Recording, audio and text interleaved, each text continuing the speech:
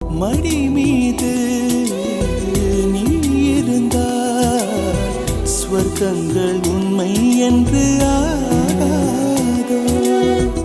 நொடி நேரம் பிரிந்தாலும் காலங்களும் நின்று போகாதோ. ஒரு மூச்சில் இரு தேகம் வாழ்வது நாம் அன்றி வேறாரோ. நம் காதல் வெள்ளத்தில் நடுவே நாம் இருந்தாலும் என் நெஞ்சம் தாம் கொள்ளுதே.